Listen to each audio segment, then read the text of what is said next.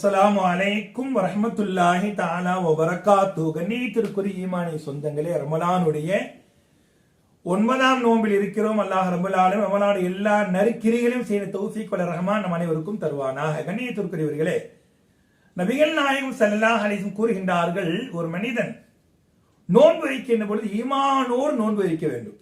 அல்லாஹ்வுடைய தவக்கலோடு, அல்லாஹ் நம்பிக்கையோடு நோன்புகளை வைக்க வேண்டும். இரண்டாவதாக நபிகளார் சொன்னார்கள், இஹ்திசாபன்.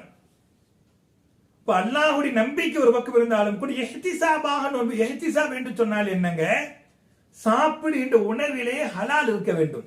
சஹராக இருந்தாலும் சரி, அதே போல் இஃப்தாராக இருந்தாலும் சரி, சாப்பிடுகின்ற உணவிலே ஹலால் இருக்க வேண்டும். முக்கியமாக அந்த ரமலானுடைய நோன்பிலே பேணுதல் இருக்கணும். சும்மா பசித்திருப்பது அல்லாஹ் விரும்பல.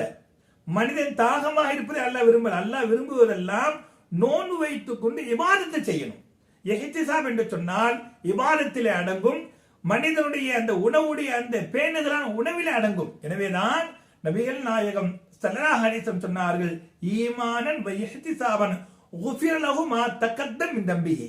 ஒரு மனிதன் நோன்பு வைக்கிறான், ஈமானோடு இருக்கிறான், இஹ்திசாபோடு இருக்கிறான். அப்படிப்பட்ட அந்த நோன்புடைய மனிதனுடைய பாவத்தை அல்லாஹ் எல்லா பாவங்களை, முன் செய்த பாவம் பின் செய்த எல்லா பாவங்களை மன்னிப்பதாக நபிகள் நாயகம் ஸல்லல்லாஹு அலைஹி வஸல்லம் பதிவு செய்கிறார்கள். கண்ணியத்திற்குரியவர்களுடைய நோன்பை அல்லாஹ் ஈமானுக்குரிய நோன்பாக, இஹ்திசாபான நோன்பாக அல்லாஹ் உருவாக்கி கொடுப்பானா. அப்படிப்பட்ட நோன்பாக அல்லாஹ் நம் அனைவருக்கும் அல்லாஹ் தருவானாக.